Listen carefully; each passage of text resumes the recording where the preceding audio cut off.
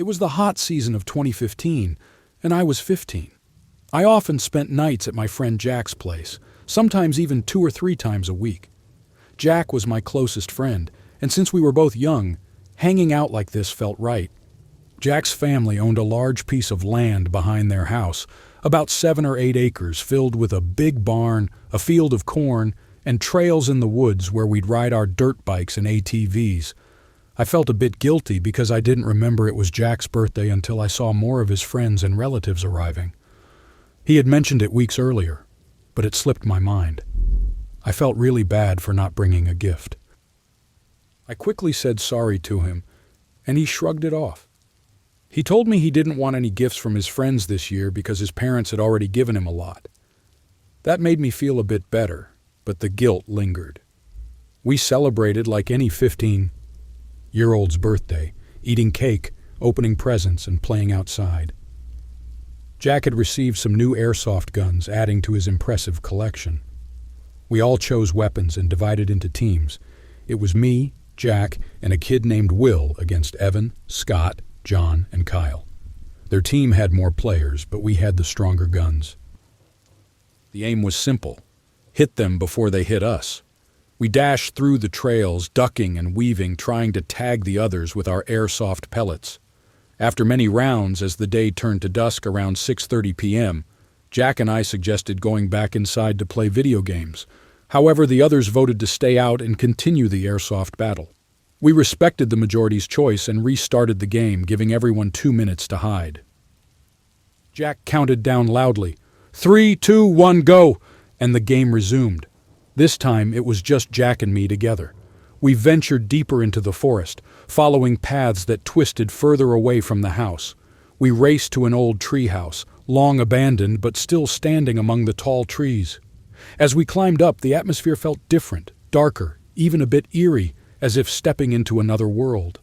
The light from the setting sun barely reached us through the dense canopy overhead, casting long shadows and making every sound seem louder, every whisper of the wind more chilling. We could hear the faint sounds of our friends in the distance, but up here, it felt like we were miles away from them. Jack looked at me, his face serious, and whispered, "Have you ever heard the stories about this place?" I shook my head, the hairs on my neck standing up as I prepared to listen to what he had to say. We quickly climbed up the old treehouse. "Do you think they'll come this far?" I asked Jack. "It's getting really dark, and I doubt they'd expect us to be here." "Probably not," Jack replied. "But if they do find us, they won't catch us first. Plus, it'd be funny if they can't find us at all." As the evening grew darker, I felt uneasy. "Hey, Jack, maybe we should head back," I suggested. "Just a few more minutes," he insisted. It was his birthday, after all, so I wanted to respect his wishes. Suddenly, Jack held up his hand, signaling me to be silent. "Shh! Did you hear that?" he whispered. There was a sound of something, or someone, moving very close to us. We initially thought it was our friends, but their voices sounded farther away, ruling them out. "Maybe they're splitting up to trick us," I whispered back. "No way," Jack scoffed quietly. "No offense, but our friends aren't that clever." "That's a bit harsh," I replied. He just shrugged and gestured for silence again. The rustling grew louder, and soon a tall, slender shadow appeared near us. "I don't think they can see us," I murmured. "Shh," Jack repeated. It clearly wasn't any of our friends. This figure was the size of a grown man, not a teenager. We froze, trying to be as quiet as possible. Thankfully, it was dark enough that the person couldn't see us. The figure started moving away, and the last bit of light highlighted it. It seemed like they were wearing a ghillie suit. Once the figure was out of sight, Jack made a quick decision and jumped down from the treehouse. "Are you crazy?" I hissed. He urged me to follow, so I did, my heart pounding. I would have been more terrified alone, so I went with him. We didn't head back the way we came. Jack knew a shortcut through the cornfield parallel to the trails. Just as we left the treehouse, however, the person in the ghillie suit noticed us and began chasing us. Luckily, we had some distance between us, and we were much faster. The fear drove us as we screamed and ran towards the house. Our friends must have heard the panic in our screams because they quickly joined us, running from the game area to where we were. We all reached my backyard together, and my dad came out, barefoot, worried by the noise. Jack and I explained everything to him, and he didn't waste a second calling the police. Unfortunately, without a good description of the man, there wasn't much the police could do. I knew one thing for certain. I would never venture back into those woods, and I was pretty sure Jack felt the same. The experience had chilled us to the core, turning what should have been a fun birthday into a night of real terror.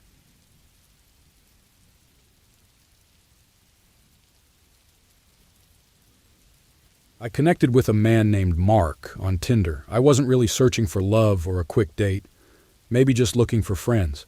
Honestly, I was mostly just bored. He seemed interesting because we both liked the same music and fashion.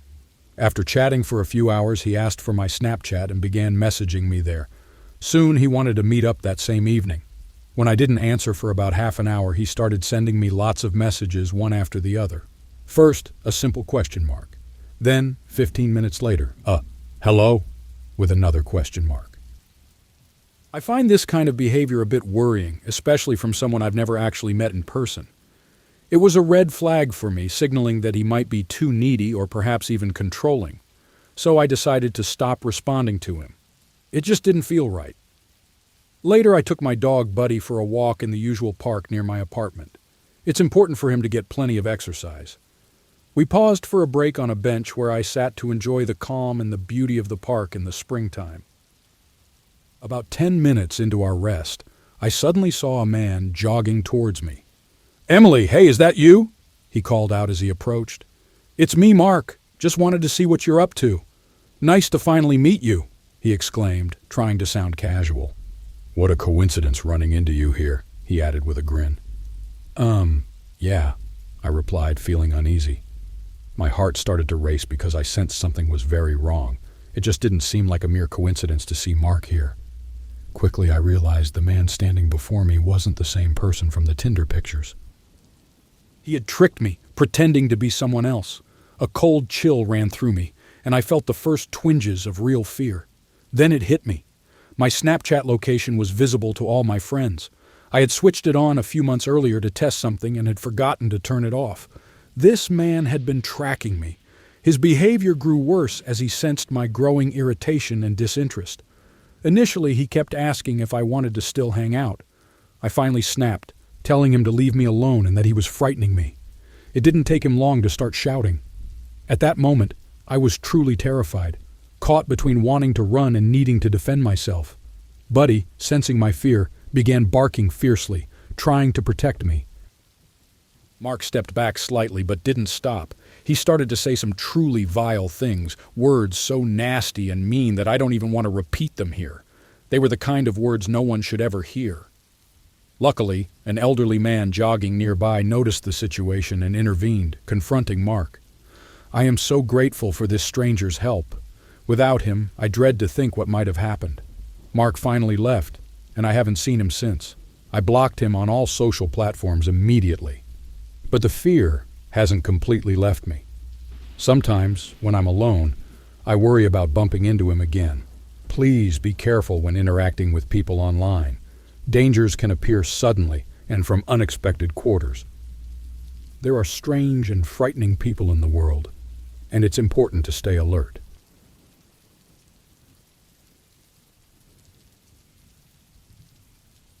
It was my first year at high school, and everything seemed normal that day.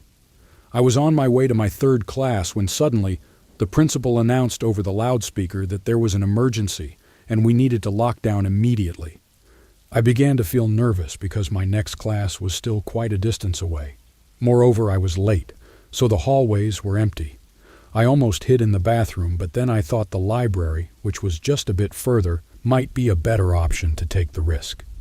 Since it was the start of the school year, I wasn't sure if this was a real emergency or just a practice drill.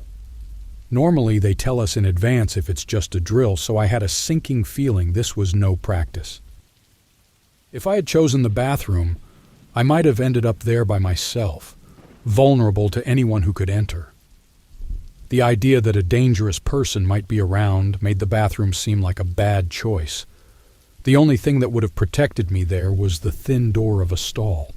I hoped the library would be unlocked, and that there would be other people there. Luckily, the door was open, but to my dismay, it was completely empty. I was genuinely frightened. I pulled out my phone to check if the lockdown might be due to severe weather, but the skies were clear. So I sat there alone, waiting for the principal to announce the end of the drill over the PA. Then, suddenly, I heard slow, heavy footsteps approaching in the hallway. The sound got closer and closer until the library door swung open, and that's when my heart really started to race. I was shaking with fear, but I couldn't resist peeking through the gaps between the books on the shelf where I was hiding. Through the spaces, I saw a creepy man, probably in his late 40s, searching the library anxiously. As he moved methodically through the room, I tried to stay silent, holding my breath. The tension was almost unbearable. Every second felt like an eternity as I waited, hoping he wouldn't discover my hiding spot. The library, a place of learning and quiet, had turned into a scene of silent terror. It turns out that the man was a father of a student from our school, and he was under the influence of drugs. His son had been facing bullying from some classmates for years, and despite the family's repeated complaints, the school district had done little more than issue warnings to the bullies. The situation had gotten so bad that his son had tried to end his life several times. When I first saw this man, I knew something wasn't right. Who was this stranger, and did he have any weapons? What was his plan? Could I be in danger? These thoughts raced through my mind. It was clear that something terrible was happening because nobody should have been walking around during a lockdown. At that moment, I didn't understand why he was there, but his presence alone convinced me that the lockdown was indeed serious. His appearance and behavior were alarming. I had never seen him before, which was suspicious because I recognized almost all the teachers, and he definitely did not look like one. It seemed obvious that he was up to no good and probably the cause of the lockdown. Fortunately, he did not notice me hiding and left the library quickly. The police arrested him shortly afterward, finding a dagger and some pills on him. Although I'm not sure if this is accurate, rumors said that he confessed to the police he was targeting the bullies who had tormented his son for years. It's heartbreaking to think about his son suffering from bullying, but taking such drastic measures is certainly not the solution. I empathize with the boy, yet I am relieved that the man was caught before he could harm anyone. Someone willing to take such extreme actions could be capable of anything, which makes them very dangerous. I am just thankful he didn't see me hiding there. School is meant to be a safe place, and that day was the most terrifying experience of my life.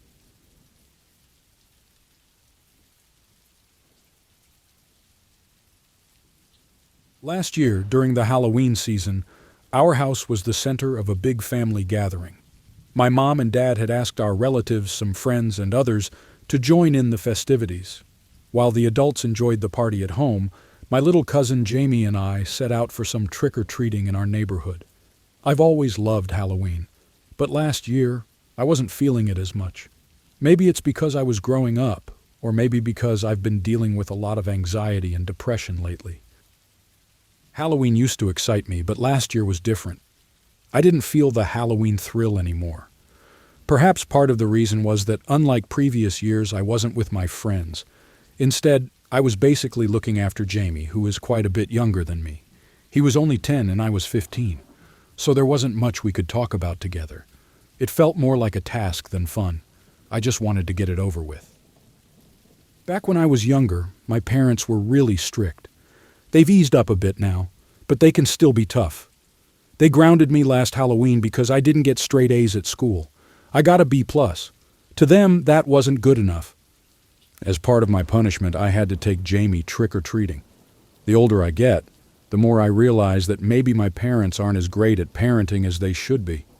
They both struggle with their own emotional issues, and unfortunately, they often take it out on me, punishing me for small mistakes.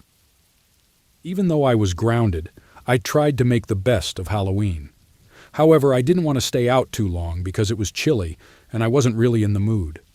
While we walked from house to house, Jamie was eager to ring every doorbell we saw. I didn't share his enthusiasm, so I ended up waiting on the sidewalk most of the time, only occasionally joining him to go up to the houses. As the evening wore on and we continued our candy collection, I was getting more and more bored. I suggested to Jamie that we should head back soon, but somehow we ventured further into the neighborhood and lost track of time. We ended up staying out for the whole 2-hour duration meant for trick-or-treating. It was only when I noticed that there were fewer and fewer people around that I realized how late it had gotten. Everyone else had started to head home as the night moved beyond the usual time for trick-or-treating. This slow realization brought a new, eerie feeling. The streets were becoming emptier and darker, and the festive sounds of earlier had faded into a quiet, unsettling silence that seemed to cloak the neighborhood. As we turned down a less familiar street, Jamie tugged at my sleeve, his earlier excitement replaced with a hint of nervousness. I tried to reassure him, but even I couldn't ignore the prickling of my own nerves as the shadows seemed to stretch and deepen around us. I urged Jamie that we needed to head home right away. Our neighborhood is quite large, and if we retraced our steps, it would take much longer than if we continued moving in the same direction. Our area is shaped like a big loop, with over a dozen side streets branching off from it. Jamie still wanted to visit more houses, but I firmly told him no. It was getting late, the streets were empty, and hardly anyone was out trick-or-treating anymore. As it grew darker, more families headed home. Frustrated, Jamie threw a tantrum, but I had enough, so I agreed to one final house if he promised that it would be the last one. He agreed reluctantly. After visiting the last house, Jamie came back looking a bit sad that our night of fun was over. He had collected a mountain of candy, far more than I ever did as a kid, so I reassured him there was no reason to be upset. We were about a 10-minute walk from home when something caught my eye. "Wow, do you see that?" I pointed out to Jamie, stopping dead in my tracks to stare at a house that was decked out in incredible Halloween decorations. It looked like they had spent a fortune. I was totally captivated by the elaborate setup. Lost in the spectacle, I didn't notice Jamie wander off. When I finally snapped out of my daze, Jamie was no longer by my side. I spun around and spotted him a few houses down, likely heading for another trick-or-treat attempt. I sighed, thinking how kids just never listen. After taking one last look at the decorated house, I was jolted by the sound of screeching tires and distant shouting. I couldn't make out the words, but quickly headed in the direction of the noise. Panic set in when I realized Jamie was nowhere to be seen. I saw a car speeding away and heard more shouts. I ran to where I last saw Jamie, calling his name in desperation. It turned out someone had tried to abduct Jamie. But thankfully, a man sitting on his porch had seen everything and intervened, scaring the kidnapper away. The man insisted we stay put and called the police, refusing to let us leave until they arrived. This ensured we wouldn't have to walk home alone or risk encountering the kidnapper again. We explained everything to the officer, who escorted us back and helped my parents file a report. When I arrived home, my family was in a state of panic. That night was undoubtedly the most terrifying experience of my life. Reflecting on that evening sends chills down my spine. It's a harsh reminder to always be vigilant about your surroundings, especially on a night like Halloween, when real dangers can lurk in the shadows just like the monsters of our imaginations.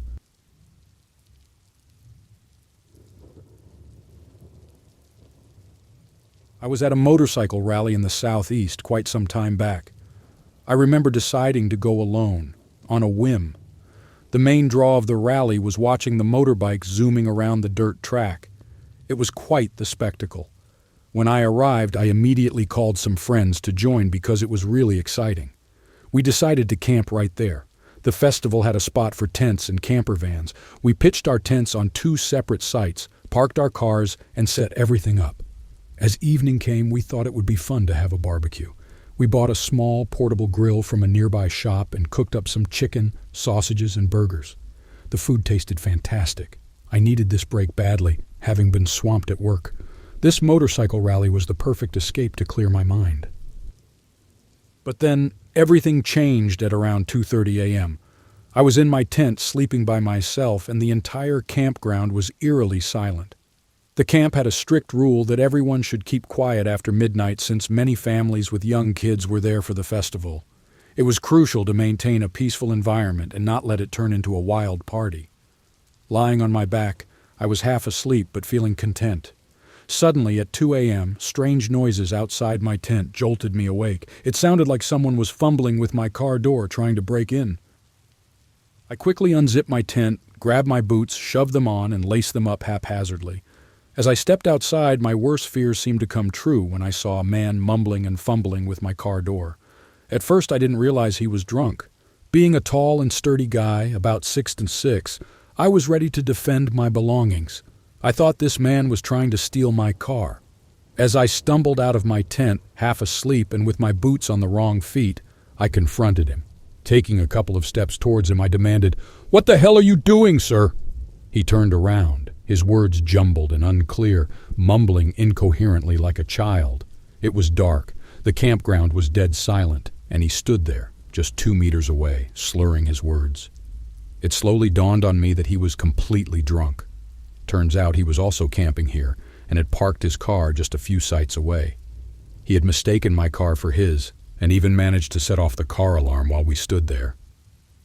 At first I was ready to confront him physically to protect my property, but then I realized it was just a drunken mistake. The following night, he walked past my tent and came over with a gift, a 12-pack of beer.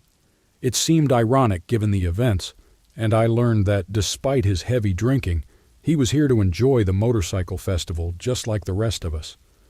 We ended up sharing a laugh, and he hung around for an hour or two, sharing beers and stories. I even joked about how close I'd been to taking him down, thinking he was a thief. He was very sorry about the mix-up. This was one of the most terrifying experiences I've had while camping. I've spent many nights in various campsites, but the thought of someone trying to steal from me in the dead of night had my heart racing, priming me for a fight.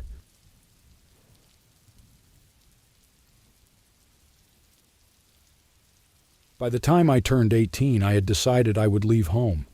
Growing up, I always argued with my mom and my stepdad, and we just didn't get along well. It made life hard for me, and many mornings I didn't even want to go to school. My parents would practically drag me there.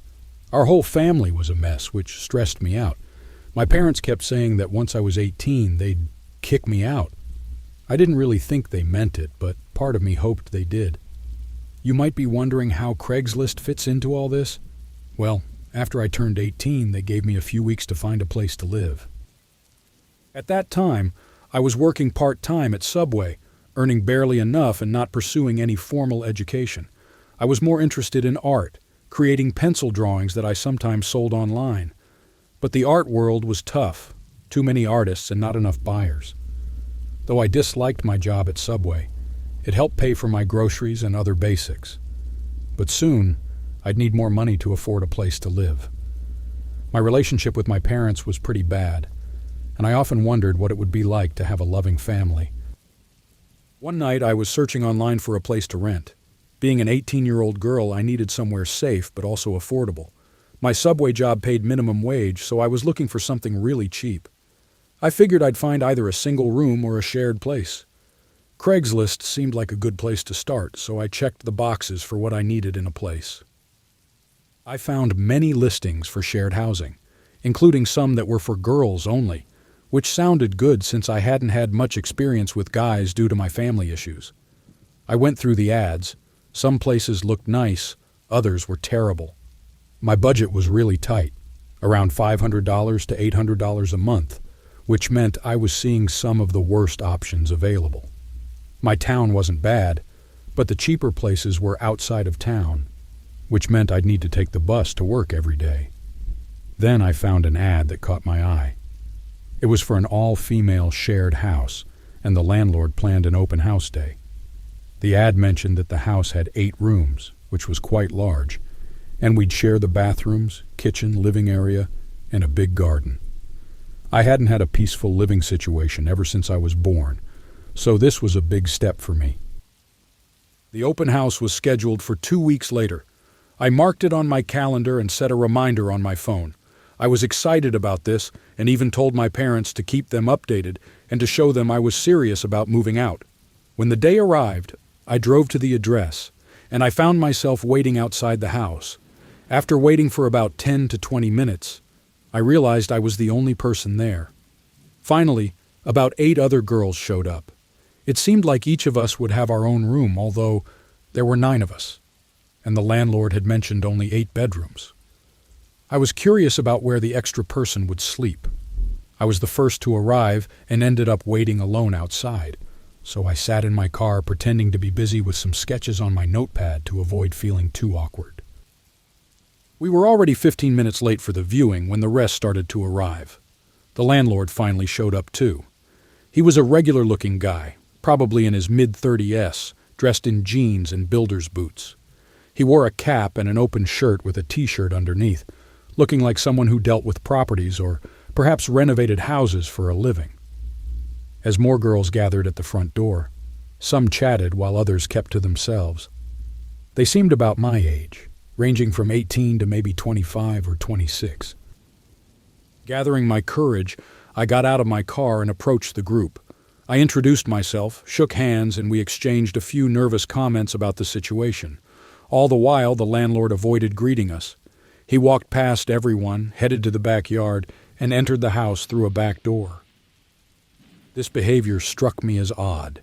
Perhaps he wanted to prepare something inside, or maybe he needed to remove something before letting us in. About half an hour later, he finally opened the front door, full of energy. He was about 5'10" inches or so, still wearing his casual work clothes. Inside, one of his friends was already there, which was unexpected. He gave us a tour of the house, showing us the rooms, bathrooms, kitchen, living area, and the TV setup. It all looked pretty nice, and the other girls seemed friendly enough. However, you can't really tell what people are like just from a few minutes of talking, so I remained cautious. Then, as we were finishing the tour, the landlord dropped a surprising piece of news. The living arrangement described in the Craigslist ad wasn't accurate. We were all a bit confused, and 2 of the girls questioned him for more details. It turned out that not only did he own the house, but it was also his only residence, and he planned to live there with us. This revelation changed the atmosphere instantly. The sense of an all-girls shared house, which had provided a sense of security, was now tainted by the uncertainty of living with the landlord himself. The feeling of discomfort began to grow as we realized the situation might not be as safe and straightforward as we had thought. Right away, this situation seemed wrong to me and some of the other girls, though a few seemed to brush it off, perhaps hiding their discomfort. The landlord quickly started laying down his rules. First, he said no men were allowed in the house, and second, he insisted that we all be home by a specific time each night. Each new rule felt like a warning sign to me. Standing there in the living room as he casually announced these conditions, it dawned on me that he would be living with us all the time. That was 2 big warning signs for me. Having lived with my parents, who I didn't get along with, I had learned to spot potential trouble early, especially in a living situation. Initially, this landlord had seemed normal enough, but then he began to act too casually. He even started complimenting some of the girls and flirting. Things took an even stranger turn when he mentioned that he didn't care if we ran around in our underwear, saying there were no rules about what we had to wear outside our rooms. This was beyond inappropriate. It was creepy. This was the 3rd major red flag for me, and I was already thinking of ways to leave or pretend that I might rent a room but then never show up. The tour lasted about 15 minutes, and with every minute, my discomfort grew. Some of the other girls seemed to share my concerns, exchanging uneasy looks that seemed to ask, should we really consider living here? It was clear this man was trying to exploit the situation. He wanted a women-only tenant list, suggested a disturbingly lax dress code, banned male visitors, and demanded we return home by a certain time every night, all while flirting uncomfortably. That was too much for me. I told him I had to leave because we were running late and I had another appointment. As I left, he said goodbye, and I mentioned I would let him know my decision via text, though I already knew I wouldn't be moving in. Later, I managed to find a decent place with 2 other roommates in a small apartment with separate bedrooms. It was cheaper, and more importantly, our landlord was not creepy. This experience taught me to be wary of overly suspicious rental ads and landlords. It's crucial to listen to your instincts and be careful. Sometimes people have ulterior motives that can put you in uncomfortable or even dangerous situations.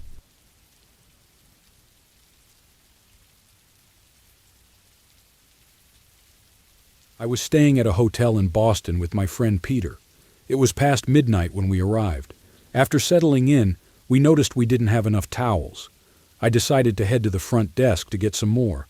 However, when I reached there, the person at the desk couldn't give me towels directly but promised that someone would bring them to our room soon. As I waited for the elevator to go back up, a strange man also waiting began to stare at me in an unsettling way. The moment the elevator doors shut, he started to talk. He asked about my day and if I was doing anything later, even asking if I wanted to hang out. I kept declining his offers, but he didn't seem to understand that I wasn't interested. When we reached our floor, unfortunately, my room was down a long, eerie hallway.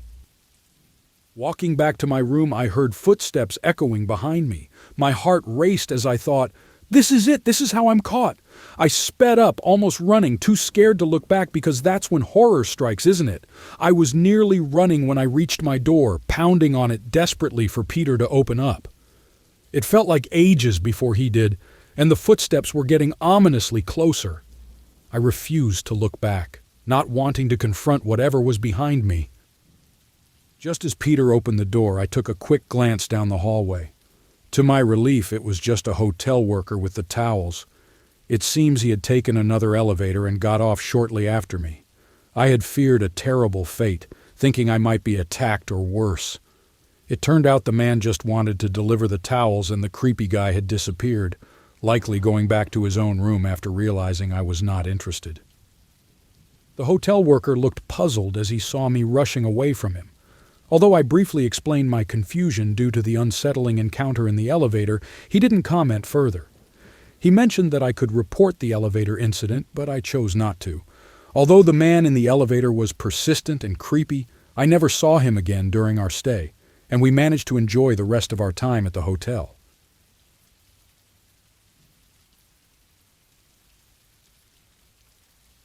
I was staying at a hotel in Boston with my friend Peter. It was past midnight when we arrived. After settling in, we noticed we didn't have enough towels. I decided to head to the front desk to get some more. However, when I reached there, the person at the desk couldn't give me towels directly, but promised that someone would bring them to our room soon. As I waited for the elevator to go back up, a strange man also waiting began to stare at me in an unsettling way. The moment the elevator doors shut, he started to talk. He asked about my day and if I was doing anything later, even asking if I wanted to hang out. I kept declining his offers, but he didn't seem to understand that I wasn't interested. When we reached our floor, unfortunately, my room was down a long, eerie hallway. Walking back to my room, I heard footsteps echoing behind me. My heart raced as I thought, "This is it. This is how I'm caught." I sped up, almost running, too scared to look back because that's when horror strikes, isn't it? I was nearly running when I reached my door, pounding on it desperately for Peter to open up. It felt like ages before he did, and the footsteps were getting ominously closer. I refused to look back, not wanting to confront whatever was behind me. Just as Peter opened the door, I took a quick glance down the hallway. To my relief, it was just a hotel worker with the towels. It seems he had taken another elevator and got off shortly after me. I had feared a terrible fate, thinking I might be attacked or worse. It turned out the man just wanted to deliver the towels and the creepy guy had disappeared, likely going back to his own room after realizing I was not interested. The hotel worker looked puzzled as he saw me rushing away from him. Although I briefly explained my confusion due to the unsettling encounter in the elevator, he didn't comment further. He mentioned that I could report the elevator incident, but I chose not to. Although the man in the elevator was persistent and creepy, I never saw him again during our stay, and we managed to enjoy the rest of our time at the hotel. Later that night, feeling uneasy, I stepped outside our tent into the chilly rain. The darkness was thick, broken only by the sounds of the raindrops hitting the leaves and ground. As I moved behind a tree, I heard voices whispering through the storm. I couldn't pinpoint where they were coming from, and this made me feel even more uneasy. I looked around frantically but saw no one. My gaze then fell on the small tent in the middle of our campsite. The front zipper was open. In the dim light and the heavy rain, it was hard to see clearly, but it seemed empty. I remembered the other campers had said they'd be sleeping there. This discovery sent a wave of worry through me. I rushed back to our tent, shook my girlfriend Anna awake, and quickly told her what was happening. She was groggy and disoriented at first, but as I explained, her worry mirrored mine. While we were trying to decide what to do next, we both heard it. Voices whispering right behind our tent. The fear was instant. Staying inside suddenly felt like a trap. I told Anna to pack our things fast. I grabbed a small pocket knife for protection, stepped outside, and peered toward the trees. There they were, 2 men from earlier, standing eerily still just a few feet from our tent. Their faces were emotionless, their eyes cold and unblinking. It was clear they weren't just harmless campers. They had something sinister in mind and weren't intimidated by me. Seeing them so close snapped me out of my shock. I yelled to Anna to run, pointing towards the trail leading down the mountain. We didn't even bother to grab all our things. Leaving my bag behind, I followed her. As we reached the edge of the campsite, I glanced back. The 2 men were still there, just watching. They made no move to follow us. They just stood there, watching us flee into the night. We ran as fast as we could for what felt like forever before we dared to slow down. Eventually, we reached our car. The other car, the one parked near ours earlier, was still there, but with its passenger door wide open. Without wasting a moment, I drove us to the nearest gas station where we called the police. Officers met us there soon after to hear our story. Days later, we learned more disturbing news. The police discovered that the car belonged to an older man who had been reported missing. Everything inside had been stolen, and it turned out the tent was his too. The 2 men were nowhere to be found, and no substantial evidence was uncovered except for some shoe prints. The old man was never found. Knowing we were possibly moments away from meeting a grim fate ourselves left Anna and me deeply shaken. We might never really understand what those 2 men intended, but the circumstances suggest nothing good. To this day, the image of their emotionless faces as they watched us escape haunts me.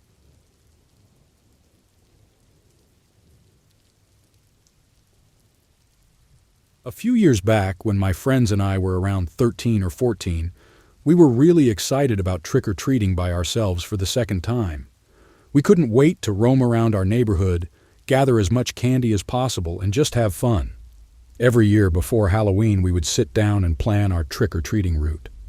Our goal was to visit the biggest houses because they often gave out full-sized candy bars. This year, a new street lined with fancy houses had just been completed, and people had started moving in. We decided that these houses would be our starting point, and then we would head to other parts of our town. These new houses were not too far from my home, so on Halloween night, my friends gathered at my place. Once it got dark, we set out excitedly. We stopped at a few houses along the way to grab some early treats. Then we turned onto the sidewalk that led to the new street. Surprisingly, there were no other kids around. We thought maybe we were just early, and that made us even more eager. We ran up to the first house on the street. An old man answered the door and handed each of us a big Hershey's chocolate bar. We were thrilled by this great start, but when we tried the next few houses, no one answered. By the time we had tried 10 houses with no luck, we felt like we were just wasting our time. Still, the next house in the distance was the largest we had seen, so we decided to try our luck there. It had a long driveway that led to a big circular drive in front of the house. As we approached, I noticed a woman peering out through a tiny window next to the front door. When our eyes met, she quickly moved away. I thought she might be preparing for trick-or-treaters like us, so I was relieved that at least someone was home. We walked up to the porch and I rang the doorbell. Instantly, the door swung open. The woman I had seen at the window was standing there, alongside another older woman. Both women smiled at us as we shouted, "Trick or treat!" Their eerie grins seemed too wide, almost forced, which sent a chill down my spine. But it was Halloween after all, and we were there for the candy, so I tried to ignore the unsettling feeling. Then she swung the door open even wider, showing off a large, round table set right in their grand entryway. The table was piled high with every type of candy imaginable, like a treasure trove straight out of a candy shop. "Come inside and pick 2 pieces of any candy you like," she said with a welcoming gesture. Without a second thought, we all dashed inside towards the candy feast laid out before us. We were all buzzing with excitement, getting to pick our favorites from such an amazing selection. But while I was choosing my second piece of candy, a loud sound made us all jump. The door had slammed shut. We spun around to see the woman by the door, her smile still plastered on her face. "Just stay here for a minute," she said cheerfully. "I forgot to put out some dessert for you to take with you." With that, she hurried off. Glancing around, I realized the other woman was gone too. Panic started to bubble up among us. Then heavy footsteps echoed from the hallway heading our way. Instinctively, I rushed to the door, flung it open, and we all spilled out, barely hearing the woman's voice calling after us to wait. We didn't stop running until we reached my house. Out of breath and shaken, we huddled on my driveway, trying to make sense of what had just happened. We considered telling my parents, but we knew they'd be furious for us going inside a stranger's house despite their warnings, so we kept quiet. After calming down a bit, we resumed trick-or-treating in my neighborhood, now much more careful and making sure we weren't alone on the streets. That night remained the strangest and most frightening Halloween experience I've ever had. To this day, my friends and I still speculate about what those women intended and what might have happened if we had stayed for that dessert.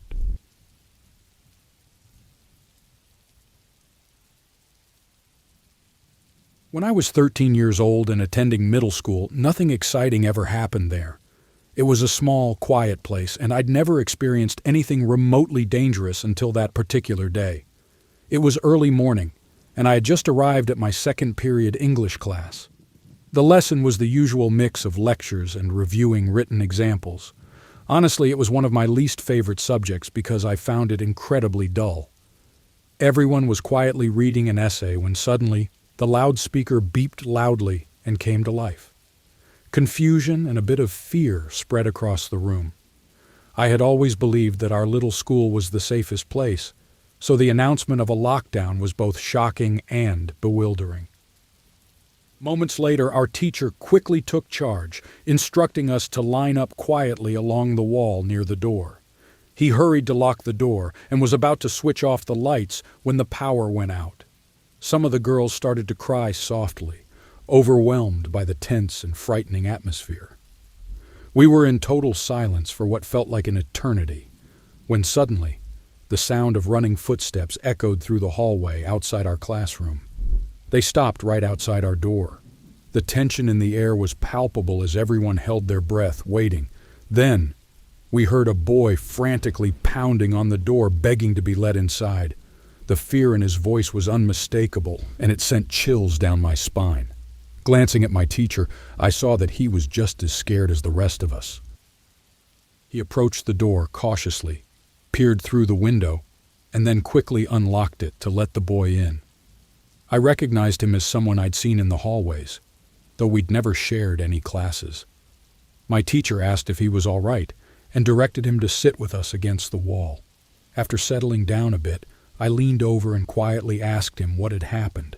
He whispered back that he had been in the bathroom when the lockdown started.